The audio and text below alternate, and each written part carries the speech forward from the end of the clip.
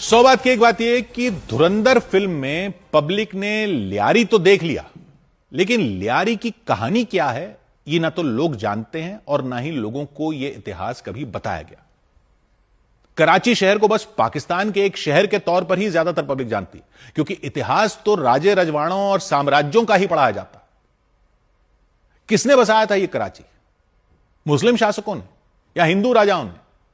नहीं, एक हिंदू व्यापारी ने। और इतिहास तो तलवारों और बंदूकों और तोपों का इतिहास माना जाता है ना। व्यापारियों का इतिहास तो इतिहास माना ही नहीं जाता। लेकिन इतिहास सिर्फ मुगलों का नहीं है, सिर्फ अंग्रेजों का नहीं है, सिर्फ भारत पाकिस्तान का नहीं है। क्यों नहीं पता हो आज की पीढ़ी को, जिनको इंदौर में गंदे पानी की खबर बताते वक्त यह ध्यान में आता है कि इंदौर तो देश का सबसे साफ शहर कहा जाता है, उस पब्लिक को क्यों ना पता हो कि वो भी एक वक्त था कि देश क्या पूरे एशिया का सबसे साफ शहर वो कहा जाता था जो एक हिंदू व्यापारी ने बसाया था। असली धुरंधर की कहानी क्यों ना पता हो। यह कहानी शुरू हुई 18वीं सदी में। आज जहां पाकिस्तान है वहां अरब सागर के पास के इलाके में कल्होड़ा राजवंश का राज था। वो मुस्लिम शासक थे और व्यापारी ज्यादातर हिंदू थे। वहां के गर्म रेगिस्तान था, सिंधु नदी की लहरें पहाड़ों से आ रही मिट्टी और गाद से भर रही थी। कई पुराने बंदरगाह थे, जैसे शाह बंदर, लारी बंदर, थट्टा, वो सब डूबने लगे। व्यापारियों की चिंता बढ़ने लगी। नावों के जरिए व्यापार होता था, उनका व्यापार खतरे में था। उनमें एक व्यापारी थे सेठ भोजमल। भोजमल भाटिया सिंध के सेवण से आते थे। सदियों से उनके पूर्वज व्यापार करते आए थे। 15वीं सदी से मसाले, कपड़े, अनाज दूर दूर तक बेचते थे। लेकिन अब बंदरगाह पर जहाज फंस रहे थे मिट्टी और गाद में। 1729 का साल था। सेठ भोजमल अपने साथियों के साथ अरब सागर के किनारे पर तलाश के लिए निकले कि जहाज कहां आ सकते हैं। उनको लियारी नदी के मुहाने के पास, वही लियारी नदी का मुहाना जिसके आसपास बसा लियारी आपने धुरंधर फिल्म में देखा, उसी लियारी नदी के मुहाने के पास सिंधु नदी के किनारे पर एक छोटा सा मछली पकड़ने वालों का एक गांव था, माई कोलाची के नाम पर। कहते हैं वहां के मछुआरे माई कोलाची को एक देवी के रूप में पूजते थे। वहां बलोच और सिंधी मछुआरे रहते थे। लेकिन भोजमल भाटिया को वहां दिखा एक प्राकृतिक बंदरगाह। मनोड़ा द्वीप के पास ऐसा गहरा पानी था जहां जहाज आसानी से आ सकते थे, लेकिन डाकुओं और लुटेरों का खतरा था। समुद्री डाकू भी आते थे। भोजमल ने कल्होड़ा शासकों से वहां की जमीन खरीदी और 16 फीट ऊंची एक दीवार का घेरा बनाया, किले की तरह, तोपे तैनात की किले की तरह। 2 दरवाजे बनाए, समुद्र की तरफ खारा दर और नदी की तरफ मीठा दर। और लियारी के मुहाने पर माई कोलाची के गांव के पास बसाई यह टाउनशिप मुस्लिम कल्होड़ा शासकों से जमीन लेकर, जिसमें बनाए गए हिंदू व्यापारियों के 3000 मकान। नाम पड़ा कराची। लुटेरे आए, समुद्री डाकू आए, खतरा हर तरफ से था, लेकिन सिडनी हिंदू व्यापारी डटे रहे वहां पर। उन्होंने बंदरगाह ऐसा शानदार बनाया कि दुनिया के जाने माने बंदरगाह में शान से उसका नाम लिया जाने लगा। मस्कट तक जहाज जाने लगे, फारस की खाड़ी तक माल जाने लगा, कराची शहर बढ़ने लगा। 19वीं सदी आ गई, कल्होड़ा राजवंश का राज खत्म हो गया, टालपुर राजवंश का शासन आ गया। 1832 का साल था। टालपुरों के राज में सिंध में थोड़ा थोड़ा हिंदू मुसलमान तनाव का माहौल बन गया था।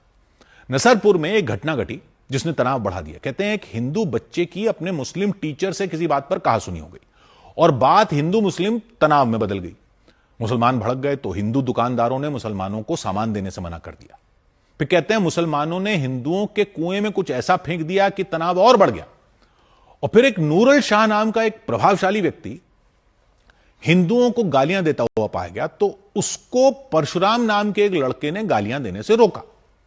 ये जो परशुराम नाम का लड़का था, ये कौन था? ये उसी सेठ भोजमल का परपोता था जिसने कराची शहर बसाया था। बात ऐसी बढ़ गई कि भीड़ इकट्ठा हो गई। नूरुल शाह पूरे सिंध में घूमकर मुसलमानों को भड़काता रहा, कुरान हाथ में लेकर। परशुराम को जैसलमेर भागना पड़ा।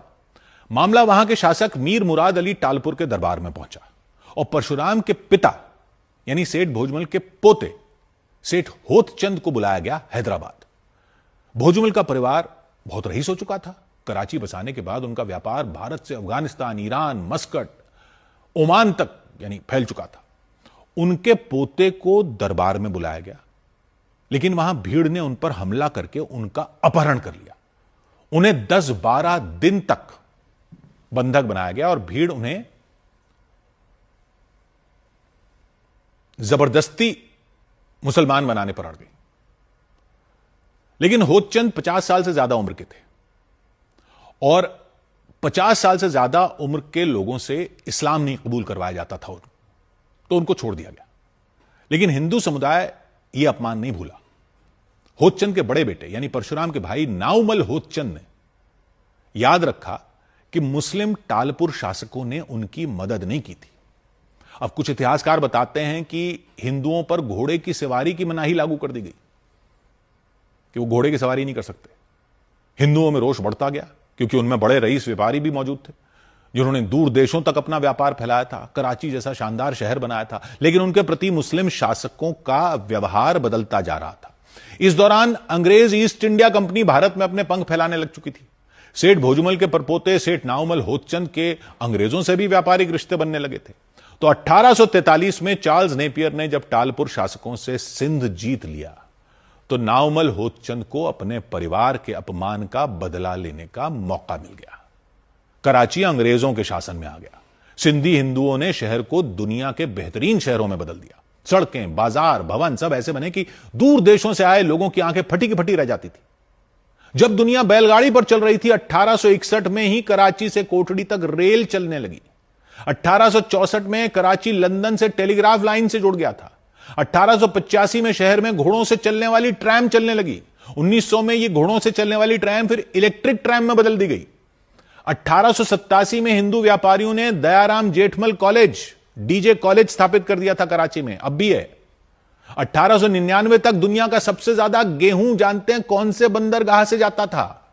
अभी तो यूक्रेन वगैरह का नाम सुनते हैं ना आप। उस वक्त सबसे ज्यादा पूरी दुनिया का अनाज जाता था कराची से। हरचंद राय बिशनदास नाम के मेयर बने 1911 में कराची में, तो बिजली का प्लांट लग गया। दुनिया में कराची का नाम हो गया सिटी ऑफ लाइट्स। 1924 में एयरपोर्ट बन गया था। ये जो एयर इंडिया है ये कहां से लॉन्च हुई थी? 1932 में लॉन्च हुई थी। टाटा एयर सर्विसेज के नाम से कराची से मुंबई गई थी पहली फ्लाइट। कराची के होटल और क्लब दुनिया भर में मशहूर हो चुके थे। ब्रिटिश साम्राज्य का बड़ा व्यापार कराची बंदरगाह से होता था और हिंदू व्यापारी कराची से, मस्कट से, ईरान से, जिब्राल्टर से आगे 7 समंदर पार तक फैल गए। ये जो दुनिया के हर बड़े बंदरगाह पर बने व्यापार केंद्रों में सिंधी बिजनेसमैन देखते हैं ना आप, इस कहानी की नींव डाली थी सेठ भोजमल ने। सिंधियों में सरनेम अपने पूर्वजों के नाम पर होते हैं, तो भोजमल के वंशज भोजवाणी कहलाते हैं। दूर मध्य अमेरिका में आजकल आप वेनेजुएला का नाम सुन रहे हैं ना, वहीं कैरिबियाई सागर के किनारे मेक्सिको के पास एक छोटा सा देश है बिलीज। बिलीज में भी एक चौक है जिसका नाम है भोजवाणी स्क्वायर, क्योंकि वहां के विकास में भी चंदर भोजवाणी नाम के एक व्यापारी का हाथ था। तो सिर्फ तलवार की नोक पर ही अपनी छाप नहीं छोड़ी जाती। पाकिस्तान बनने के वक्त कराची में हिंदुओं की संख्या ज्यादा थी, मुसलमानों की कम थी, लेकिन वो पाकिस्तान को चला गया।